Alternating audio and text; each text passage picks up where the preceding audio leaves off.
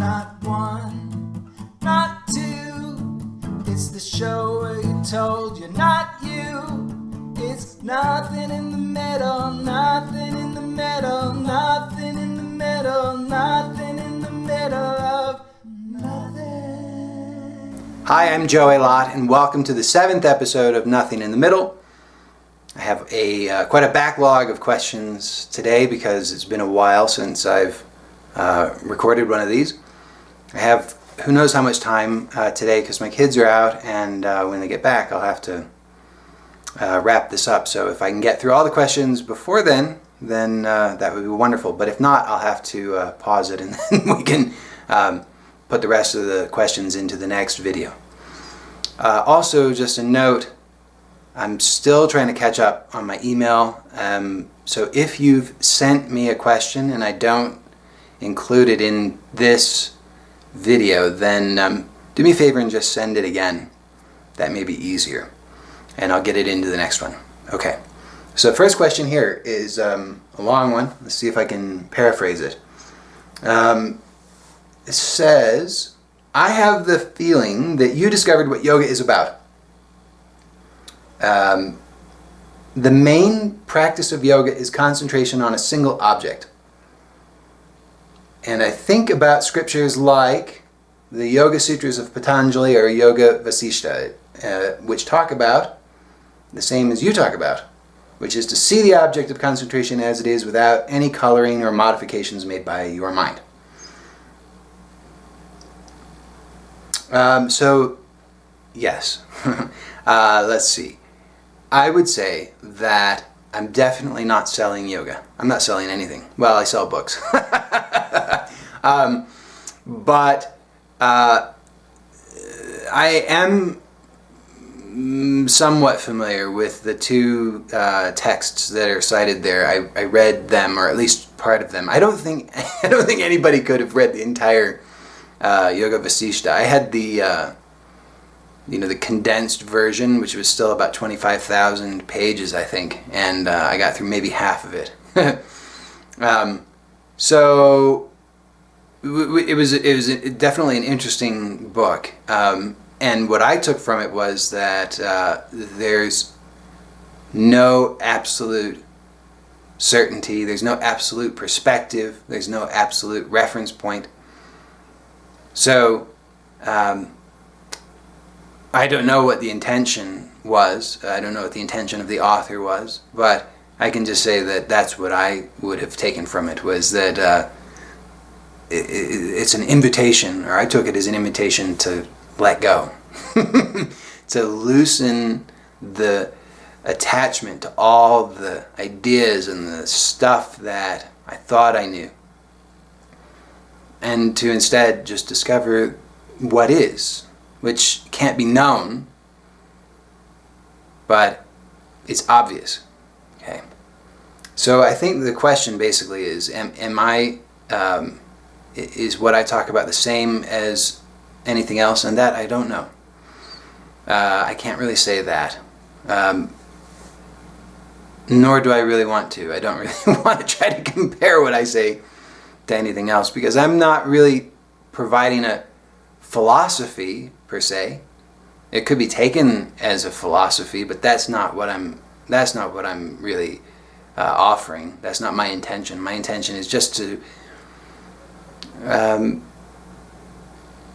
speak as directly as possible and to point to the obviousness of what is, to hopefully let go of all of the searching for meaning and the searching for answers and understanding, because in my view all of that stuff is it's like a dog chasing its tail. The more that you do it, the more important it seems, the more desperate it can become, and the more that the sense of identity can seem to solidify. It can't actually, because there's nothing there. There's no center. But the illusion can grow stronger, apparently, until it's just let go. just for an instant, just for a moment right now. So that's what I'm talking about, is just to let go right now, just to look right now to see, is what has been believed actually findable? Is there actually anything here to grab hold of? And if not, then that's the discovery. That's freedom. It's not a freedom from something. It's not that there's someone who gets free of something else. It's just the discovery of freedom, which is always already the case. That's it. Okay. So next question. It says, as far as understanding is concerned, I get your explanation about understanding and love it. Good. My question is, if there is nothing to understand, then why do I find myself embroiled in needing to understand various technological items at my job in order to keep my stinking job and get a paycheck? Seems like it is imperative that I work at understanding and memorizing, and it is often very uncomfortable. Right. So, the nature of existence is that it may sometimes be uncomfortable, but it's the I guess what I'm pointing at is that it's sort of like a meta understanding, right? I mean, there's what we would conventionally refer to as understanding, which is not actually understanding, because you can't really get to the heart of anything. There's always some assumption being made, I mean, with anything. But what we conventionally speak of as understanding, that's fine. It's not a problem. If you understand how to, attach cog A to wheel B and, punch some buttons and make stuff happen, great. That's how what did you say? You keep the stinking job and get your paycheck, which is useful. I mean, if it wasn't, you wouldn't do it, right? So, I'm not suggesting that you might, I'm not suggesting you need to keep the job or anything like that. I'm just saying that it's probably relatively useful. So it's fine, not a problem. But when we think that there's actually the possibility of really understanding, or of this kind of meta understanding, of understanding the understanding, or understanding the understander, that's where we get into trouble, because that is what reinforces the sense of there being some meaning to it all, and being someone who needs that meaning, or needs some kind of security. And that's what that kind of understanding is, trying to grasp something to get some security for someone. But if you take a look, you'll see there's no one there to have any understanding, and there's nothing to grab hold of. Nor is there any possibility of security. And yeah, that's all I can say about that. But yeah, stuff happens, and that's fine. Discomfort happens, and that's fine. It's just that it's not, when the discomfort happens, you see, like in the question, it says, well, memorization and understanding in the job is uncomfortable. So then there's a striving for understanding of that. Hopeful that if I can understand that, then I won't have to be uncomfortable. But you can take a look and see, is there actually anyone who is uncomfortable, or is there just discomfort? It's useful to see that, because if there is someone who's uncomfortable, then the whole premise would be true, and then it would be a very unfortunate situation you would find yourself in. But if you see instead that there's no one who is uncomfortable, there's just discomfort, and that there's nothing other than that. So when there is discomfort, there is not comfort.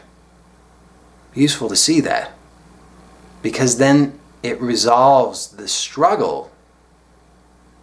Because the struggle is somebody trying to achieve something other than what is, which is obviously insane. And, ironically, just reinforces the discomfort, which is happening for no one, by the way, but all the same, discomfort is discomfort. So, discovering or seeing and then relaxing in that unknowing and the openness of nothing and no one. It's a relief, that's all. Okay. Next question. You say, wow, this is a long one. Okay. You say that all the concepts that are out there create enticements in the imagination which lead to more seeking, which leads to more suffering, and ultimately to missing the what is of what is. Okay, so I'm just going to take it piece by piece because there's a lot here. No. There are concepts don't create enticements because because concepts don't exist. There's no entity there who has the ability to do anything. So you can just take a look and see that for yourself, right? If I say, try to find a concept, can you do it? Can you actually find a concept? Okay. You cannot, and therefore there's nothing that is creating enticements. Just to be clear about that. And so it suggests that those enticements lead to more seeking, which leads to more suffering. But actually, you can see that that's not true. That's a story. But in reality, if I say, try to find the actual seeking, or try to find the actual suffering, can you? Is it possible? And again, it's not, because they don't exist. Now, I may speak of those things sometimes, but I'm not intending it literally. It's only intended as a pointer. And also just because it's the way we speak. But hopefully you can start to see that none of it is literal, I don't think.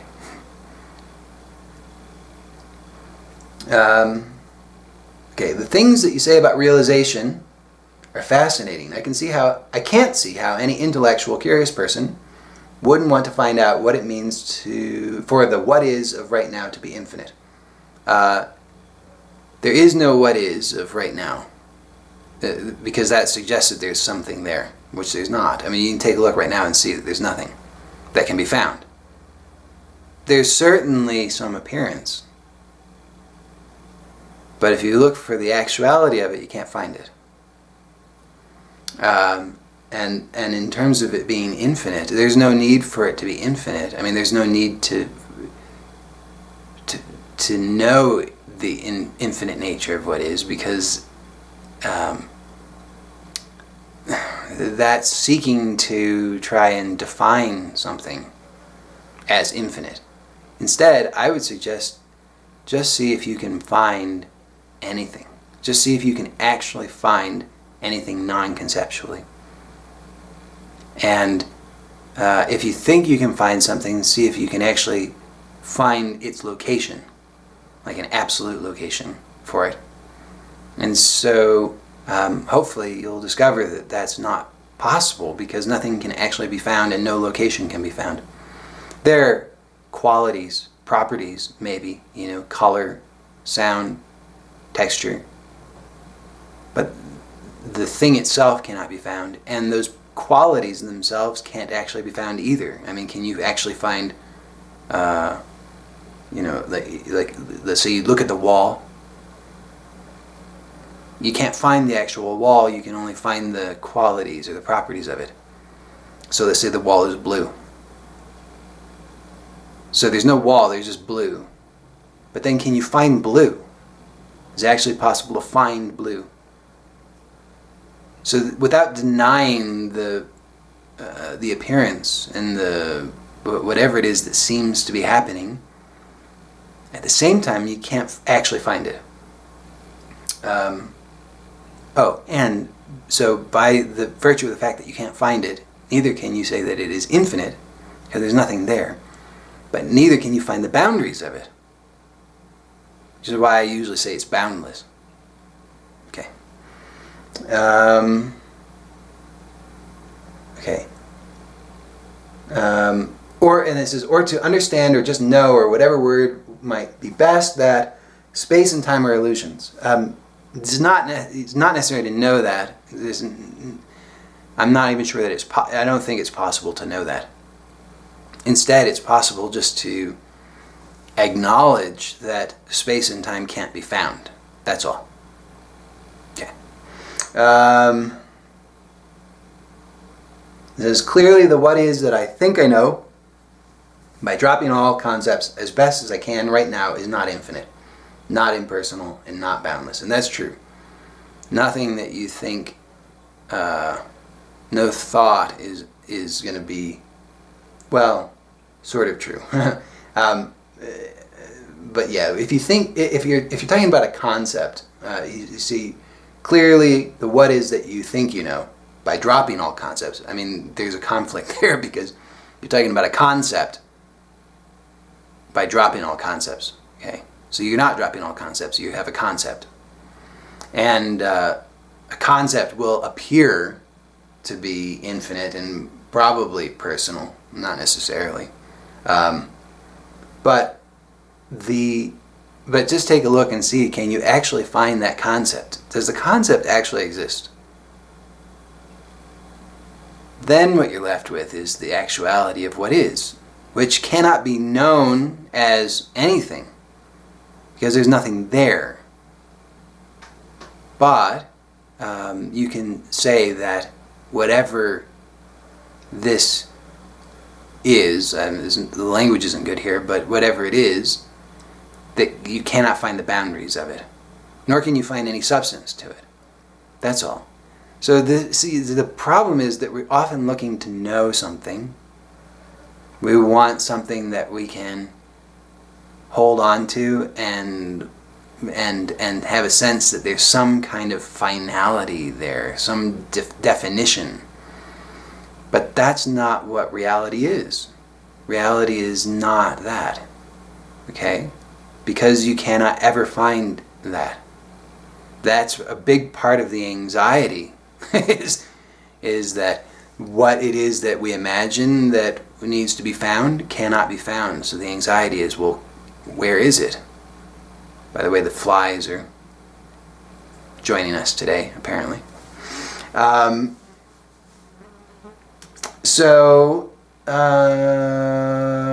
then apparently I wrote something in response to this. I don't remember what I wrote. And then the person asking the question wrote again saying, I would like to say I will put my attempts to understand to the side and try to see like an infant. But I don't know how to try even that. Yes. So trying, I'm going to sound like Yoda for a second. Trying isn't going to work, right? Because if you're trying, it reinforces the whole sense that there's someone who's doing it, someone who's in relationship to something else and searching for something other than what is obvious that can be held and known, understood. So I would suggest don't try. But when the trying is let go, then naturally, effortlessly, it's seen that there's already only the seeing that is like the seeing of an infant. It's not a special thing, it's just what's happening right now. So notice that the seeing is already the case and does not require any concept or understanding. So for example, you can look at what we call a wall. As we've already hopefully seen, there is no wall there.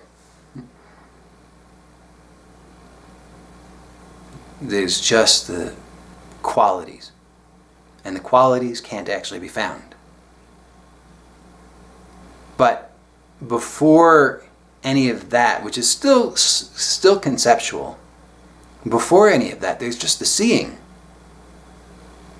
So the infant doesn't have a concept of wall or qualities or color, texture, or anything. There's nothing with which to contrast any of what is. There's just what is. And what is synonymous with the seeing. So that's already happening prior to any of the conceptual understanding or any of that. So hopefully that's clear. Okay.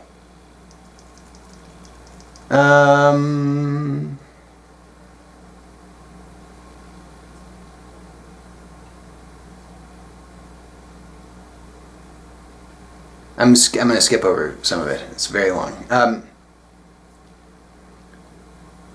Then it says, if it is when someone on my side of the fence sits still and looks as calmly, as innocently, as simply as possible, the symbolic way of looking at the world doesn't fall away in any way that's obvious.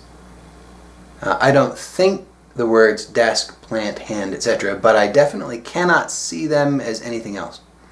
I'm not sure what's intended here, but I would agree that the so-called symbolic way of looking at the world doesn't fall away. Or it doesn't have to. And that's part of the hang-up, I think, oftentimes, is that it's imagined that the nature of the experience has to change in some way. But it doesn't. I mean, all the same stuff that has ever seemingly happened can still happen, including all the stuff that has been interpreted as being personal, including stuff that is interpreted as thinking and analyzing and judging. All that stuff is fine. Doesn't need to change. So that's why a lot of time people are waiting for some kind of fireworks display, and then that will be a confirmation that, aha, I've become enlightened. But there's nobody to become enlightened. If some fireworks display happens, it happens for no one, and it's no more meaningful than any other so-called experience. And that's the discovery. So if you're holding out for some kind of special experience or special powers or special confirmation, good luck, I mean, there's nothing wrong with that, but it's meaningless, right? It's not important. It's not actually significant. Because if you take a look, you'll see that the reference point for all of that does not exist. It cannot be found. All of that only matters because it's imagined that it's going to happen to someone, and that someone needs that confirmation in order to be relieved of something, the stress of life or whatever. I'm not sure. But if you take a look, can't find that reference point. And when you see that there's no reference point, then what does it matter? It doesn't matter if there's a fireworks display or not. It doesn't matter if you are wearing robes or a loincloth, or you've got devotees, or you work in a factory, or what. Who cares?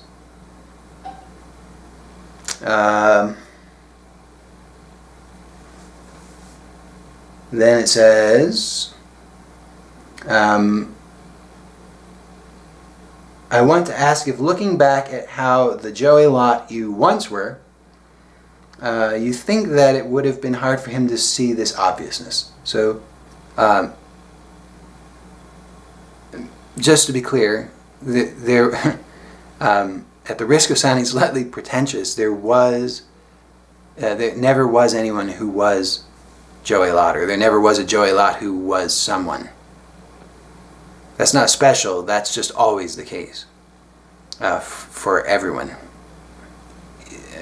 So that's the invitation, is to just take a look and see is there actually a reference point? Is there an owner of the experience? Is there someone, is there actually a me who can claim any of this? So there never was anyone. Nothing has changed for a person. Nothing has changed for someone. I'm not someone special who transformed in some miraculous way and discovered something that I can claim. That's definitely not the case. It's just that it can be seen, it's possible to see that that what is happening is simply what's happening. This is not a moment in a life stream. This is not like a snapshot in a sequence or a series of events where there's a center, an owner, an experiencer, an individual that is the unit that's continuous throughout that time stream or life stream. That's not the case. You can take a look and see that this is true. Right now, this is it. There's no center to it. It's the whole. There's no way to say that it's not like there's an objective reality with different perspectives looking in on it. Take a look and see that this is the case. There's only just this. There is nothing else. But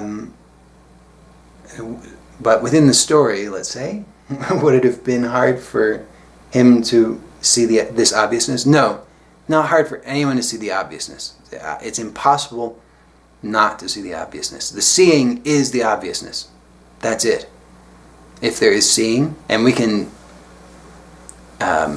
substitute any word for seeing: hearing, tasting, experiencing, feeling, thinking, knowing, understanding, whatever. It doesn't matter. Anything that is happening is simply what's happening, and it's impossible to miss because there's no one to miss it. There's no one separate from what's happening. Yeah. I'm not sure that's going to be helpful, but that's the truth. Okay. Okay, so next question. Last week, suddenly there was the realization that that moment, that now was all there was. Yeah, that's just what I said, I think. Past and future being concepts that now pointed to nothing else. It just was. It hit like a ton of bricks. I sent you an email when that happened. It now feels like a dream, which is why I'm writing. So there's more, but we'll pause it there for a second. Yes, that's right. It is a dream. It's all a dream. And so that, let's call it an insight, very, very useful insight, because it points to something very truthful, which is that this is it. However, when it's when there's some looking for meaning or to extract value from it for me, then that's not all that useful. So the next part says, I'm writing because I still find thoughts here arising about the nature of time in these events or present moments. Yes, that's right. That can happen, or not, but it doesn't matter. It's irrelevant either way. Whatever happens is simply what's happening. So when it's seen that this is it, it can also be seen that there's no reference point, no center to it. This is it. Not happening for someone. And then it's possible to see that whatever happens, whatever has apparently ever happened, it's not personal. It's not happening for someone. Not caused. And it's certainly not your doing. So the thoughts are fine. no problem. And then it says some other stuff, and then it continues. The continuity, while still there, is a little more broken up. I'm not sure what you mean, but yeah, that I can see how that might be true. Because there is no continuity. Continuity is an illusion. Continuity is conceptual, based on the notion that there is time, space, and an individual moving through time and space. But when that is set aside and there's just the obviousness, then you can't say there's any continuity, because there's nothing to be continuous within. There's just what is. No need for continuity. This is it. It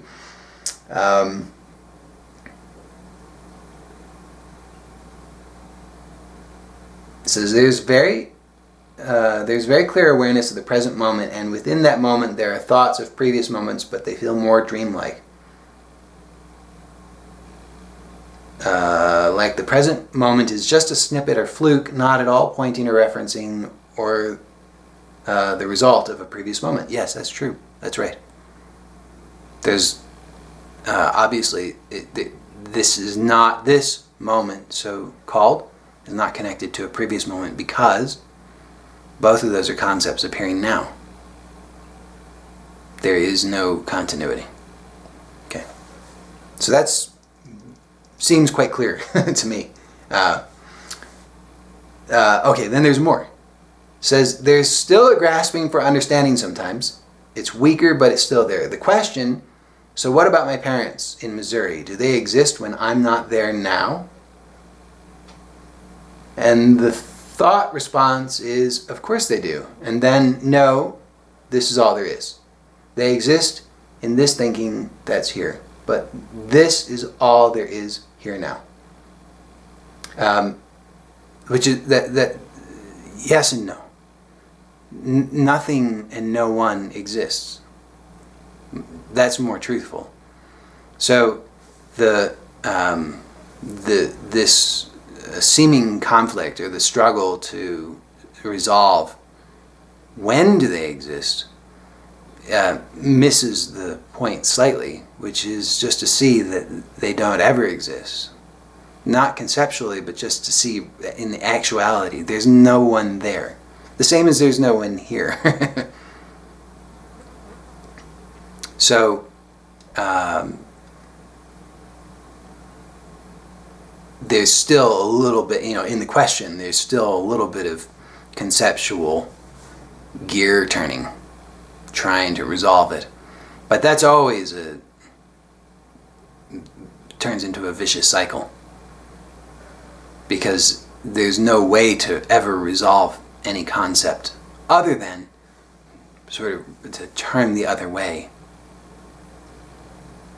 just to notice that there's no actual substance. It's like the concepts are like an illusion that's projected, and we get so caught up in the illusion we forget to take a look at the source. So we take a look back and see, and what you see is there is no source. There's nothing there. There's no substance to it. And the illusion itself also has no substance. Okay. Okay, next question. Great physical pain takes my attention so completely that it seems to reinforce the idea that I am this body with this pain. Then there are all these thoughts like, I don't like the pain and I want to change it. Why is this happening to me, etc.? And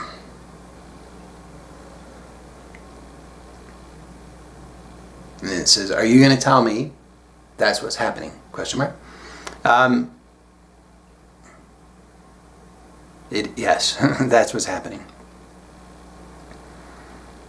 Now, pain, intense pain, can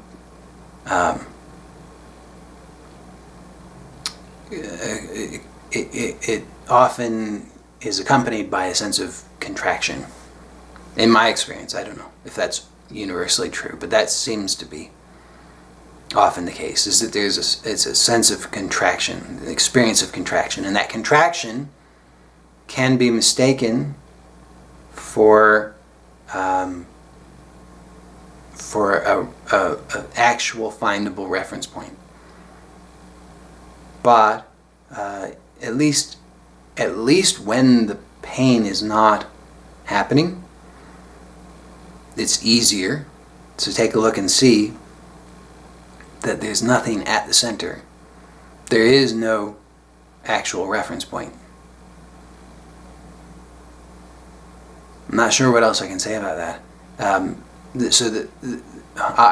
Of course I can say more. I can always say more. The pain is unpleasant, generally. So we want to get rid of the pain. That's natural, as far as I can tell. It's not a problem. But the mistake is in thinking that any of it means something. Like, it's my pain, but I should be able to transcend it. This shouldn't be happening because I'm too enlightened for this. Enlightened people wouldn't have this kind of pain. Therefore, this pain must mean something bad about me. I'm not there yet. That kind of stuff. That's the mistake. The pain is just what's happening, unfortunately. Yeah. So I'm not sure if that was satisfying for you, but feel free to ask again. Okay. Next question. Can you say a little on decisions? I get so confused, as if there is no me, then I cannot make a decision. In which case, nothing gets done either way. I have a big decision to make about having children.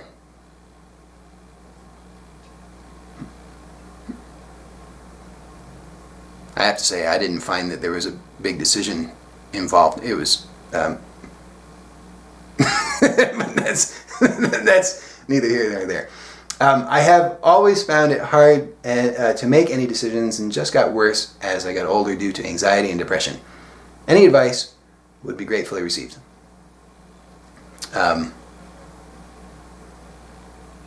Okay, so yeah, this is a sticking point that's fairly common. If there's no me, then I cannot make a decision. So how do I make a decision? Decisions need to be made, but maybe I shouldn't make decisions, but decisions are still happening. I'm still making decisions. That must mean there's still a me. Oh, but there's not supposed to be a me. That's bad. I must not be enlightened yet. I got to get rid of me. But then if there's no me, then who will make the decisions? And it just goes on and on and on and on. But that's just a conceptual cycle. So I would suggest thing that actually comes to mind is just to develop somatic awareness. Notice, instead of giving the attention habitually to trying to resolve this conceptual wheel, you're like a rat on the wheel, just keep on going. Like if I just go a little further, maybe I'll get somewhere. So instead of doing that, just as a trick, notice what's happening in the body. Notice the experience in the body, the feeling in the body. You'll probably notice that it's pretty tense. And if you don't notice that, then I would suggest you might want to tune in a little bit more, because it's probably pretty tense. And notice if it's possible to let go or relax any of that tension. Don't force it, but just see if it's possible. Because the thing is, as long as you're trying to resolve that conceptual thing, you're just going to be spinning your wheel over and over and over. There's no answer to it.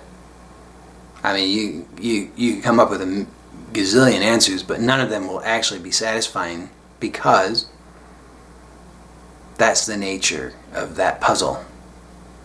It's endless. Keep on running on the wheel. But you've noticed already that it's kind of exhausting, so that's a good sign. When you've noticed that it's exhausting, then you have apparently a choice to stop.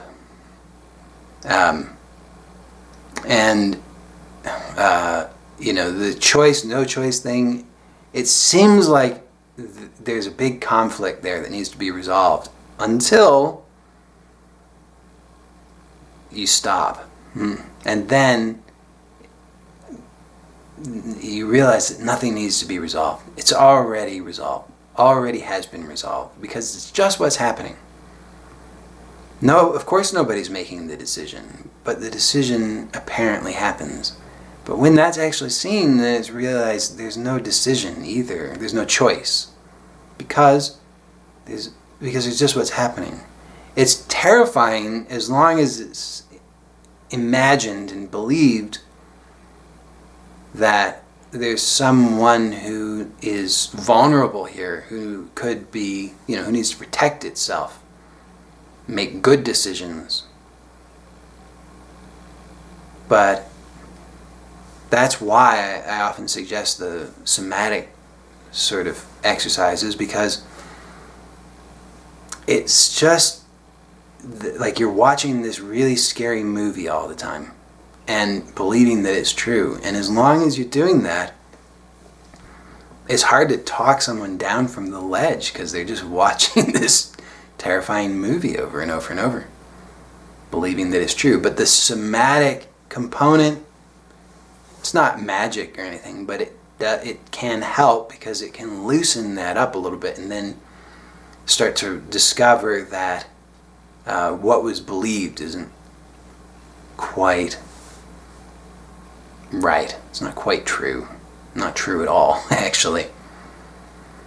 So just see what happens. That would be my best suggestion at the moment.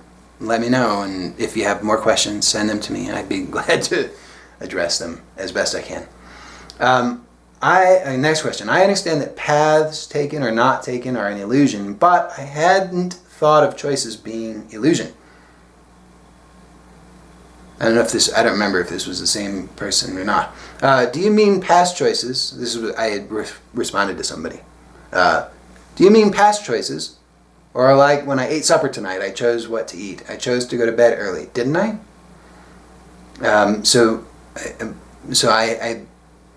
Let's see. So the notion with a choice is, it has to be that there's something else possible. Like, there's A and B. At a minimum, there could be C, D, E, F, and so forth. But at a minimum, there has to be A and B. And then there's someone who can choose one or the other. Now, obviously, you can't choose both. I mean, the nature of a choice is that there has to be two distinct possibilities, or two or more distinct possibilities. But that's a lie. Just take a look at your actual experience. Have you ever been able to find something other than what is? You can come up with a story about it, like, if I could have turned left, but I turned right. I chose right and not left. But notice, you cannot do both. You've never turned right and left at the same time. You've never been able to choose both choices, or two distinct choices at the same time. And so it's only actually just an illusion that there's such a thing as a choice, because there's only what is. If right is what happens, then there's only right. There is no left. That's just an illusion. So the question, when I ate supper tonight, I chose what to eat. No, you didn't. There was no choice made. The choice choice is the illusion. Choice is a story that's told about what's happening. Choice is, I chose what to eat. But what's actually happening is just eating. Eating of what is being eaten. That's it. Because what is not being eaten is not being eaten. So there's no choice. You cannot have done both at the same time. You cannot eat what you eat and what you don't eat. Okay. It seems like the idea of being a bad person in the past holds back the relaxing or softening, and the bad habits or addictive behaviors of life now, too, like they need to change into good stuff or go completely to rest, and that's not happening. Yep. It seems like there's someone who can and should stop bad habits and addictions, but they haven't. I haven't managed to yet. I'm bad because I haven't stopped yet, too. Confirms how bad or crap or lazy, unworthy I am to know this. Yeah, this is very common. It's like all these stories about someone, about a self, a chooser, a thinker, an experiencer who should do something differently. Right? I mean, we have all experienced this. Oh, I should have done something differently. Oh, I'm going to do the wrong thing again. Shouldn't do that, bad me.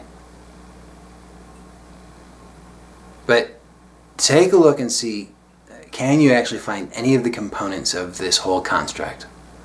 So we just explored choices, right? So can you actually find a choice? Is it in any which way you look at it, can you actually find the choice? Or is the choice only a story? And then the other major component of this is the chooser. Can you find the chooser? I'm not talking about conceptually, but just in actuality. Is it possible to actually find the chooser? There should be something there. Right? I mean, there should be like some actual thing, like a little peanut or something. I don't know. I mean, what are we even talking about? You can't find it. There is no chooser. So again, this is why I suggest the somatic exercises, because when we're trying to solve that whole puzzle, it's like a dog chasing its tail or a rat on a wheel. It just keeps going and going and going, getting more exhausted and more wound up, more stressed. But there is no resolution. Try as hard as you want. You'll never succeed in that endeavor. So, I suggest go a different direction. Notice the stress and tension, physical tension in the body, and see if it's possible to let that go. Don't try it. Don't try to let go. Don't try to be perfect at it.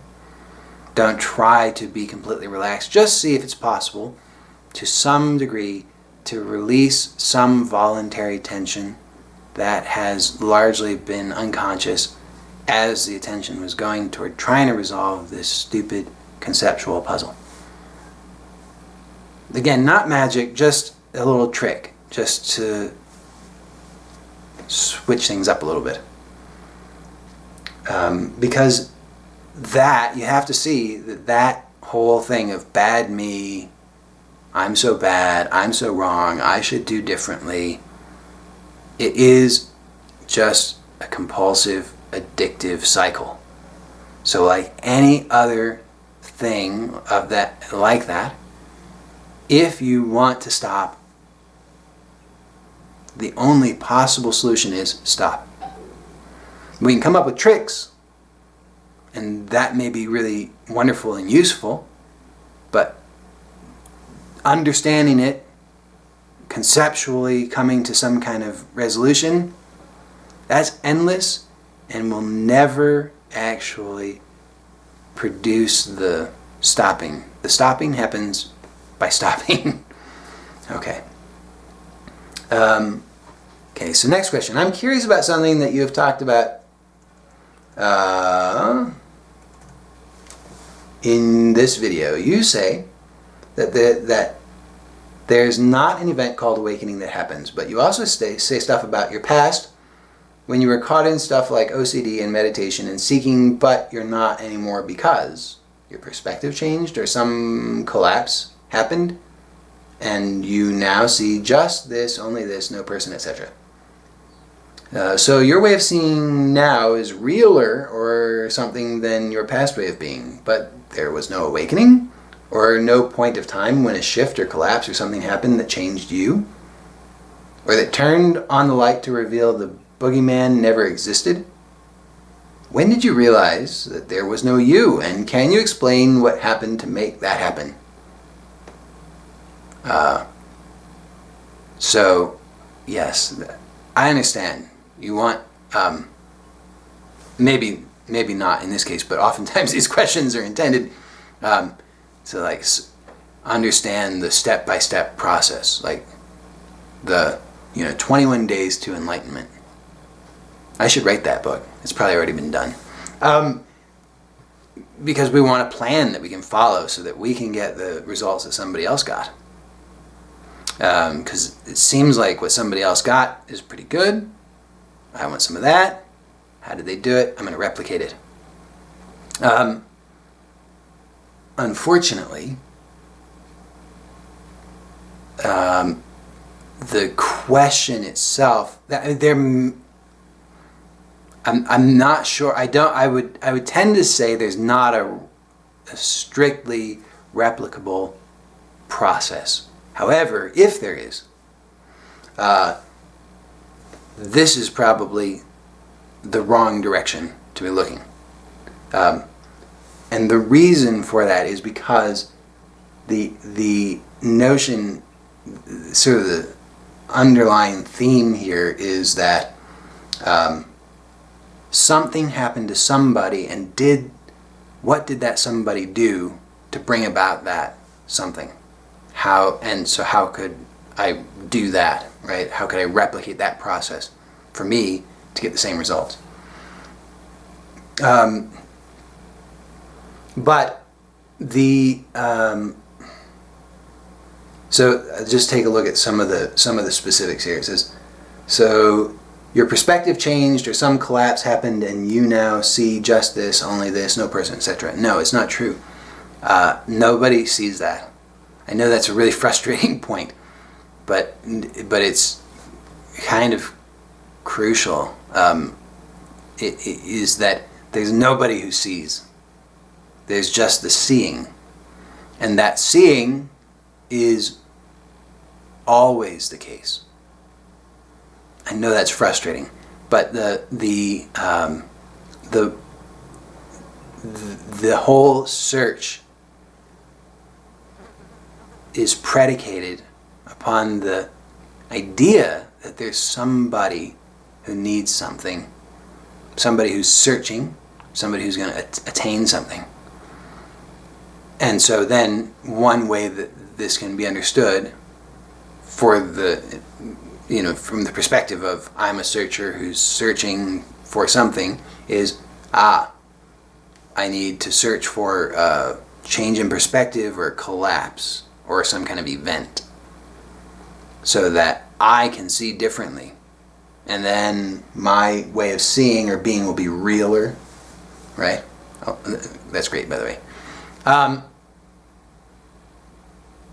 But that whole way of, that pursuit is founded on a fundamentally flawed notion. Because the discovery is not a discovery for someone. Nobody gets to discover it. Nobody gets to have a new, better perspective. Nobody gets to have a collapse. I have spoken of a collapse from time to time, but I've described it as a collapse of what never was in the first place. So it's the collapse of the individual that does not exist, never has existed. So a more useful way, a more useful pointer, I think, instead of going in this direction of how can I replicate a process of gaining a new perspective, I would say a more useful approach would be just see if you can find the one who needs the new perspective. See if the perspective actually matters. Another way of looking at it is to see, is there actually another perspective?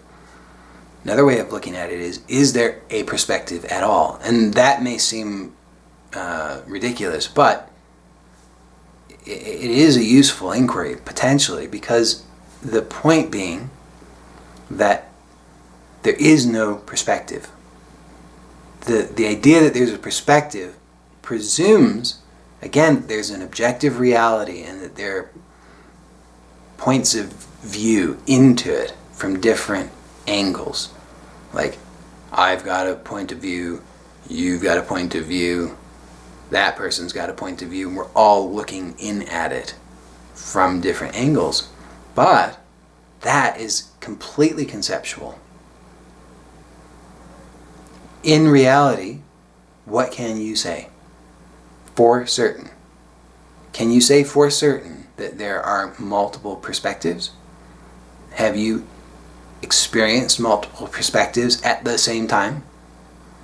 It's like it's similar to the choice thing. You know, if you could experience multiple choices at the same time, then you might be able to say that that choices exist.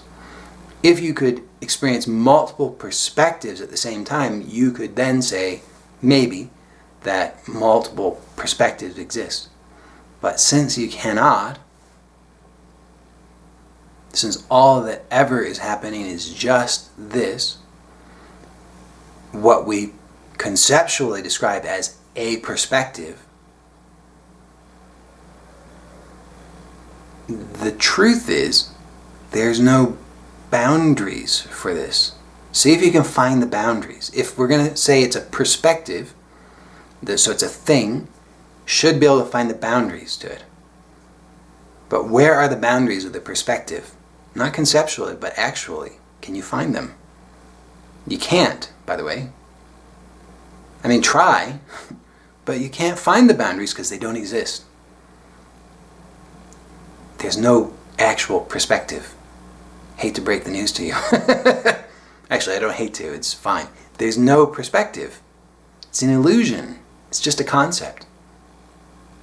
There's not more than one, nor is there even one perspective. There's just this. Okay. So, next question. Does compassion for all come as automatically with this realization you have? Nope. No. Because it's seen that there is no separation. There is no self and other. Nor is there any sense that something should be other than it is, or that there's anything wrong with what is. So, as we normally conceive of compassion, at least, you'd have to have all those elements, right? I mean, I'd have to have compassion for you, and the reason I'd have compassion is because there would be some sense that what is shouldn't be, right? Like, oh, I have compassion for you because you're a fuck up. Right? I mean, that's what we normally think of as compassion. Or I have compassion for you because you are poor and starving. Like, it should not be the case. But when it's seen that this is it, there's no sense that there's someone over here separate from the rest of what's going on. So there's no distance in which compassion in that normal sense could happen, nor is there any sense that there's anything other than this that should be. So that normal sense of compassion does not make any sense. Now, I have actually used the word compassion in some of my writing, but I use it in a slightly different sense, and I usually qualify it, describing there is a certain kind of feeling that we might call compassion, that I might refer to sometimes as compassion, but not how we would normally think of it. It's actually a sense of just this. That's it. And there's no attachment to anything being other than what it is. So it's a relief, and it's boundless, and it's quite nice. I'm not suggesting it's something to strive toward, but it does tend to be, in my experience, something that happens more often than it's seemingly used to. But that's neither here nor there. It's not important. Totally insignificant. Okay, next question. I think we've only got a couple more. That's nice. Okay, yesterday at work, the tension, fear, pressure was mounting fairly high most of the day. Sometime in the afternoon, I was walking back to my cubicle and the thought, I don't give a shit, appeared. Immediately I felt a great relief and lightness, which lasted the rest of the day and into the evening. My question is not giving a shit just some other form of resistance? Could be, but in general, I'm a fan of it. In fact, I actually replied to this questioner and mentioned that I started work on a book called Don't Give a Shit, or Just Don't Give a Shit, or something like that. Which was, I don't know if I'll ever finish it, but that was the essence of it, which is that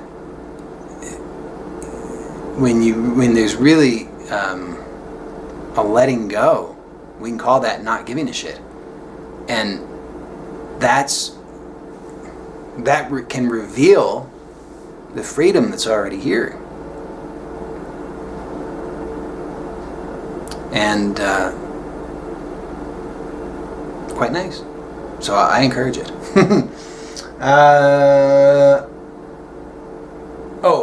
One other thing to say about that, which is that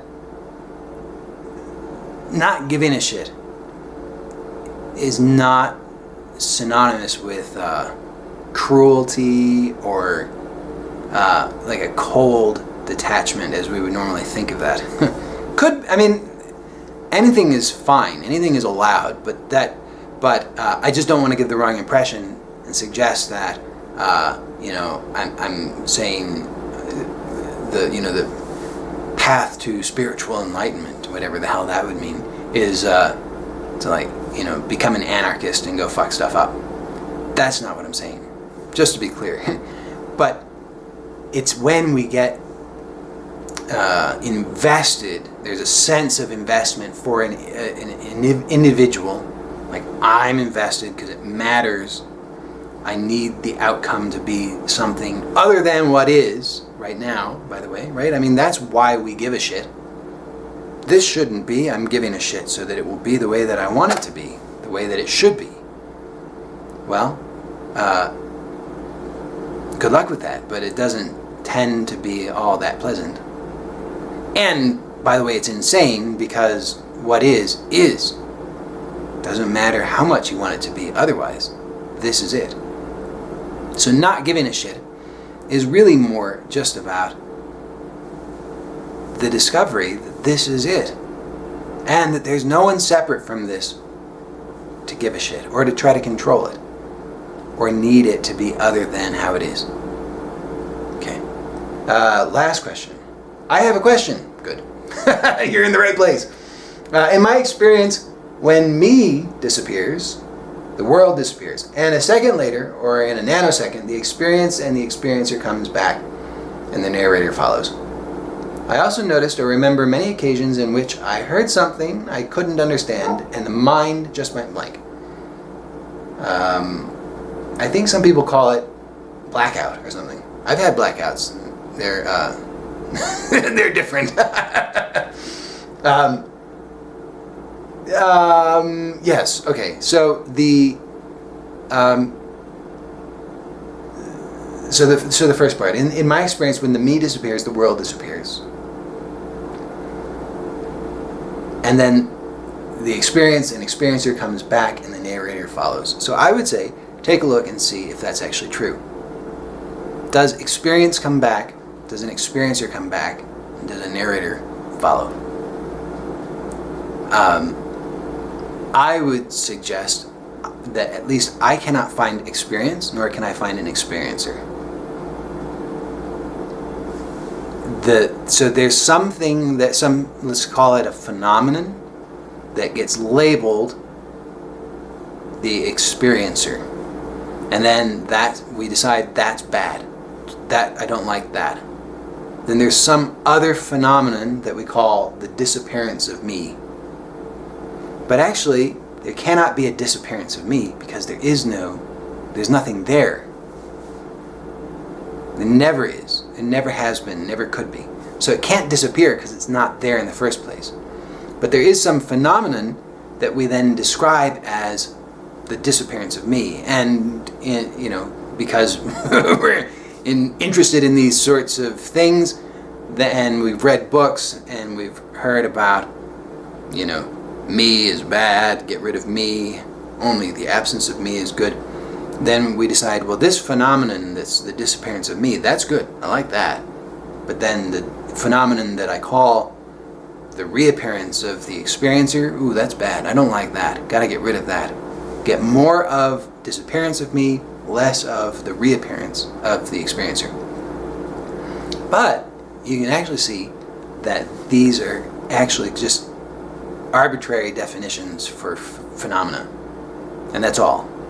The phenomena themselves, completely meaningless, unimportant, have no significance, and they definitely have no reference point.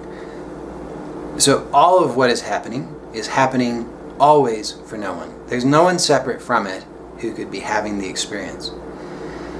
So if there's the experience of me, which is also seems like then it's also called the experience of no experience, or no experiencer. It's actually an experience. Although, if you really take a look, you can't find an experience because there's no parameters or boundaries there.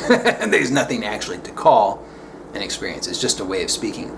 But if we're going to say that there seems to be some experience of no experience, that sounds very suspicious to me. And I'm just calling it out so that you can notice that it has no significance whatsoever. Not important. Maybe pleasant, maybe unpleasant, but regardless, it's unimportant. Because unpleasant and pleasant phenomena continue to happen as they always have. And the goal is not to get rid of any particular phenomenon. It would be, it seems like it would be nice to only have nice things happening, but nobody gets to choose that. And even if they did get to choose that, how would they know for certain? There's no absolute reference point from which we can know anything for certain. So everything that's happening is just what's happening, and if we judge it, it's only being judged relative to some other concept. It gets very, very, very sticky. And I don't suggest or recommend getting involved in that. It's more of the wheel stuff, the rat on the wheel. Just don't get involved. Just don't touch it. Instead, I would suggest noticing that all of what is happening is just what's happening, and it doesn't mean anything. So it's nice when nice stuff happens, not so nice when not nice stuff happens, but it doesn't mean anything. We couldn't possibly know what it means. And importantly, it's not happening for anyone. It's not your experience. It doesn't mean anything about you. You can't even find the reference point that you imagine exists that you call you. And that is the freedom, is the discovery that there's already only freedom. Then whatever happens, happens, and doesn't matter. It goes back to the don't give a shit. Because it's not happening for you. It never was. This has nothing whatsoever, though, to do with behavior or thoughts or any of that stuff. I mean, that stuff happens, and at what we'll call the level of behavior and thoughts, anything could happen, and it doesn't matter. So there'll be preferences and likes and dislikes and desires and pursuits and all that kind of stuff. But all of that is always happening for no one, no reference point. So it doesn't say anything about anyone, and if there's some so-called experience that is pleasant, that seems to be what we arbitrarily call an absence of me, that is still happening for no one. And when there's some so-called experience that we arbitrarily define as the reappearance of the experiencer, that is also happening for no one. There's no experiencer experiencing the reappearance of the experiencer. It's just something happening. That's it. Okay, so hopefully that was helpful or entertaining or something. And we got through all of them. So if I did not address your question and you did send me a question, please resend it if you would like me to address it in the next video. I am still sort of trying to go through my backlog of email, but it's happening slowly. And so if you've sent me any email and you want me to address it, just resend it, and I will get back to you as best as I can. And if you have any other new questions that you would like me to address in future videos, then please send them to me. My email address, as usual, is joeylott@gmail.com. And I believe that's all for now. So until next time, take care, and I'll see you then.